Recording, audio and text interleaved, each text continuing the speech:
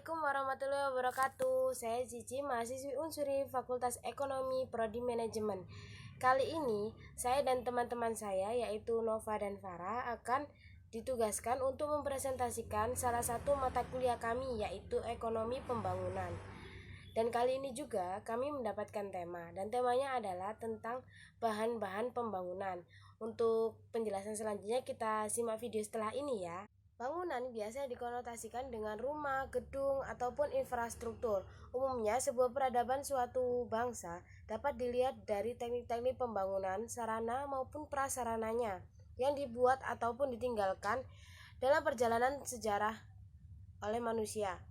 Dalam perkembangannya, manusia membuat bahan-bahan bangunan dari hasil industri buatan manusia atau buatan sendiri, yang notabene bahan-bahan bakunya diambil dari alam. Bahan-bahan bangunan yang pertama adalah batu. Batu adalah sejenis barang yang terdiri dari mineral dan dikelaskan menurut komposisi mineralnya. Dalam bangunan, batu biasanya dipakai pada pondasi sebuah bangunan dengan ketinggian kurang dari 10 meter. Proses pembentukan batu-batu secara umum biasanya dibagi menurut proses yang membentuknya. Dipecahkan kepada 3 kumpulan atau kumpulan besaran, yaitu yang pertama adalah batu igneus, tulisannya IGNUS ya. Igneus adalah batu yang terbentuk dari magma cair. Yang kedua ada batu endapan. Batu endapan ini adalah batu yang melalui endapan dan tekanan bahan tertentu. Dan yang terakhir adalah batu metamorfosis, adalah batu yang melalui salah satu dari 2 cara yang berubah akibat suhu dan tekanan. Bahan bangunan selanjutnya adalah pasir. Pasir adalah contoh bahan material butiran. Butiran pasir umumnya berukuran antara 0,0625 sampai dengan 2 mm. Material pembentuk pasir adalah silikon dioksida. Akan tetapi, di beberapa pantai tropis dan subtropis umumnya dibentuk dari batu kapur. Bahan-bahan bangunan selanjutnya adalah kerikil. Kerikil yaitu bebatuan kecil, biasanya tercipta dari batuan granit yang dipecahkan. Kerikil sering digunakan dalam pembangunan, biasanya digunakan untuk membangun badan jalan atau sebagai batu campuran untuk batu bata. Adapun jenis-jenis kerikil, ada banyak sih sebenarnya jenis-jenis kerikil, tapi saya menyebutkan sedikit saja ya. Di antaranya ada kerikil sungai, ada kerikil gunung, ada kerikil pantai, ada kerikil murni dan lain sebagainya. Bahan-bahan bangunan selanjutnya akan dijelaskan oleh kawan-kawan saya setelah video ini ya. Stay tune. Terima kasih. Assalamualaikum warahmatullahi wabarakatuh. Perkenalkan, nama saya Sohibatan Valia dari Prodi Manajemen. NIM saya T19340. Di sini saya akan melanjutkan materi dari Cici, yaitu tentang kayu. Di sini kayu adalah bagian batang atau cabang ranting tumbuhan yang mengeras karena mengalami lignifikasi atau pengayuan. Kayu digunakan untuk berbagai keperluan, mulai dari memasak, membuat perabotan yaitu seperti meja dan kursi. Kayu juga dapat dimanfaatkan sebagai hiasan-hiasan rumah, di tangga dan sebagainya. Di sini juga ada bagian-bagian kayu. Yang pertama itulah cincin pertumbuhan. Cincin pertumbuhan atau juga disebut lingkaran tumbuh adalah gambar pola-pola konsentrik pada penampang melintang kayu. Dan juga ada mata kayu. Mata kayu atau knot adalah bagian dari kayu yang merupakan dasar dari perjabangan atau kuncup yang dorman.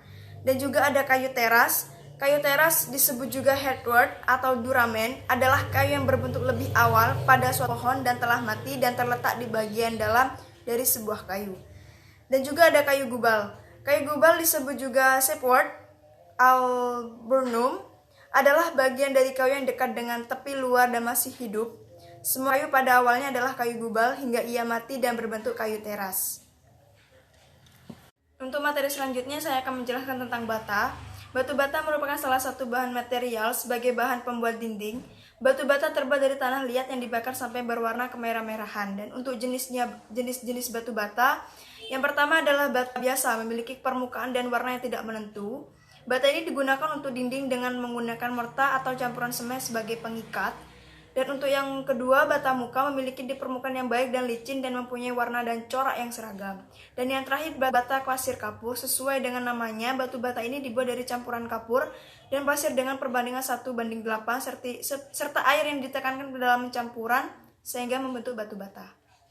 Perbandingan antara bata merah, batako, dan bata ringan. Bata merah merupakan salah satu jenis bahan dasar pembangunan rumah yang sudah sangat umum digunakan di Indonesia. Dan batako, material dinding dari batako ini umumnya dibuat dari campuran semen dan pasir yang kasar yang dicetak padat atau dipres. Dan yang terakhir, bata ringan. Bata ringan atau disebut hebel atau kelkon. Material bata ringan ini pembuatannya sudah sangat modern, di mana material ini dibuat dengan menggunakan mesin pabrik. Di sini saya akan menjelaskan lagi semen. Semen adalah zat yang digunakan untuk merekat batu,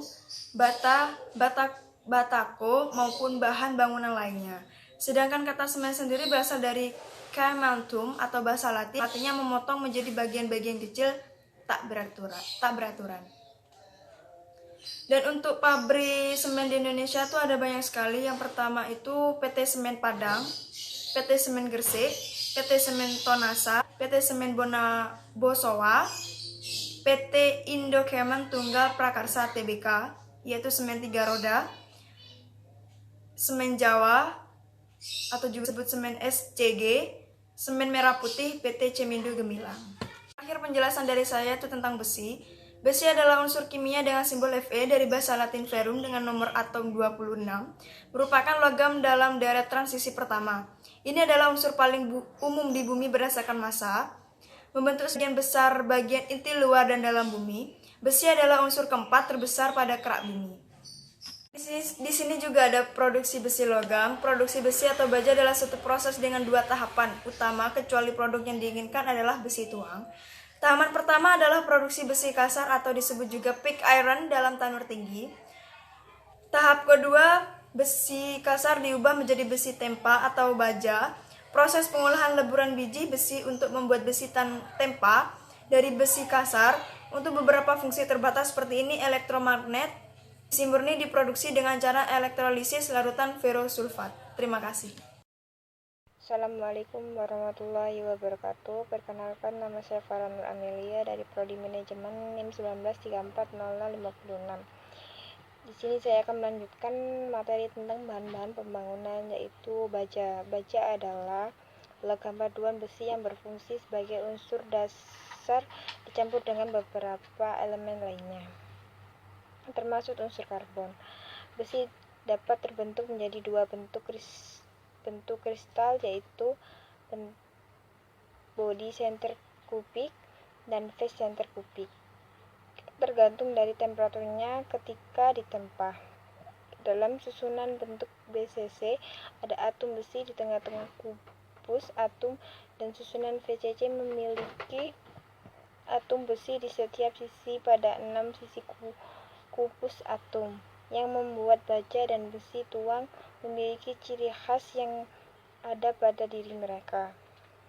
Kandungan unsur karbon dalam baja berkisar antara 0,2% sampai 2,1% dari berat keseluruhan baja tersebut sesuai gramnya. Berikut ini selalu ada di baja, yaitu karbon, mangan, fosfor, sulfur, silikon, dan sebagai kecil oksigen, nitrogen, dan aluminium. Dengan memvariasikan kandungan karbon unsur paduan lainnya, berbagai jenis kualitas baja bisa dapat dipastikan. Fungsi karbon dalam baja adalah sebagai unsur pengeras dengan mencegah disolasi bergeser pada kisi kristal dan atom penyesuaian besi. Tanpa karbon ini, maka struktur kristal dan besi murni tidak memiliki resistensi antara atom dan akan saling melewati satu sama lain, atau menjadi sangat lembek. Baja karbon ini dimiliki sebagai baja hitam karena berwarna hitam. Banyak digunakan untuk peralatan pertanian, misalnya sabit dan cangkul. Penambahan karbon pada baja dapat meningkatkan kekerasan dan kekuatan tariknya, namun di sisi lain membuatnya menjadi getas serta menurunkan keulatannya. Selanjutnya yaitu produksi baja. Pertanian proses ereksi pada konstruksi baja secara umum adalah suatu proses yang terdiri dari perkaitan komponen baja sehingga menjadi satu kesatuan yang dilaksanakan di lapangan. Proses ereksi terdiri dari proses pengangkatan dan menempatkan komponen baja di posisi yang diinginkan, kemudian menghubungkan mereka bersama-sama. Setelah besi melalui proses peluburan dari biji, besi tersebut akan mengandung karbon yang berlebih. Untuk menjadikan baja yang normal, perlu dilelehkan dan diproses ulang untuk mengurangi kandungan karbonnya, hingga mencapai jumlah yang diinginkan. Maka setelah itu elemen-elemen lain dapat ditambahkan. Cairan ini lalu dituang secara terus-menerus membentuk lempeng besi panjang dan dituang menjadi batangan baja. Sekitar 90% baja dituang secara kontinu dan 4%-nya diproduksi dalam wujud batangan igot. Jenis baja ada 4, yaitu baja karbon, baja paduan khusus, dan high speed steel. Unsur-unsur baja. Kandungan unsur karbon dalam baja adalah 0,2% sampai 1,2% dari berat seluruh baja sesuai dengan grade-nya. Elemen ini ada dalam baja diantaranya seperti karbon, mangan, fosfor, sulfur, silikon, dan sebagai oksigen, nitrogen, dan aluminium. Perbedaan baja dan besi.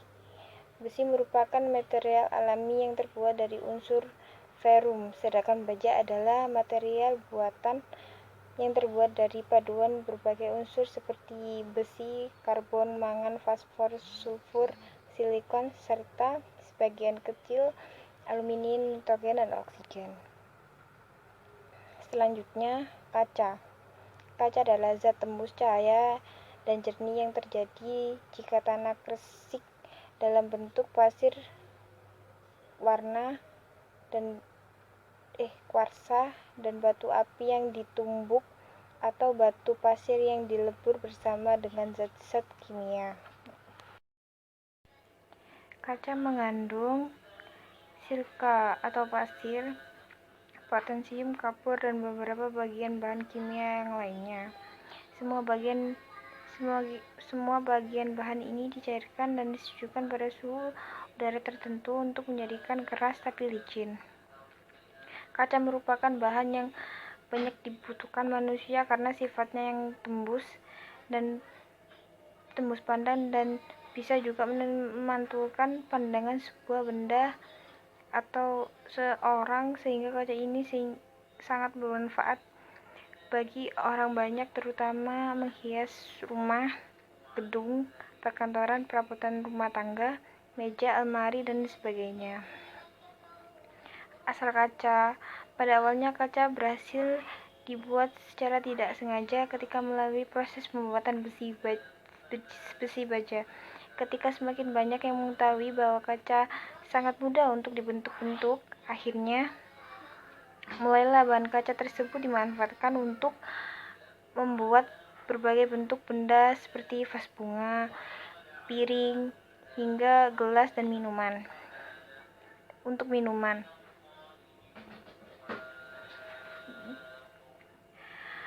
ketika terlalu polos, akhirnya banyak yang menghias kaca agar bisa terlihat lebih menarik, seperti diwarna menggunakan cat enamel.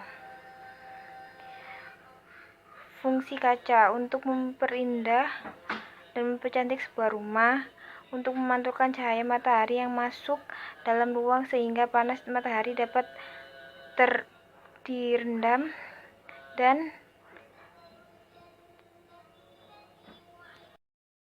dan untuk memantulkan bayangan sebuah benda untuk menyekat sebuah ruangan, terutama di perkantoran.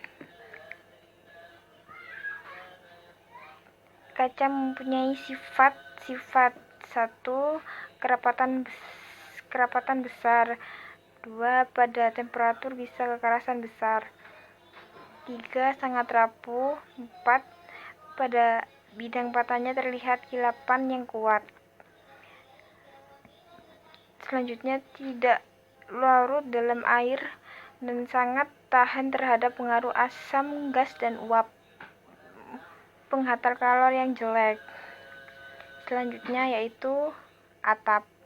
Atap adalah bagian dari suatu bangunan yang berfungsi sebagai penutup seluruh ruangan yang ada di bawah terhadap pengaruh panas, debu, hujan, angin, atau untuk keperluan perlindungan lainnya.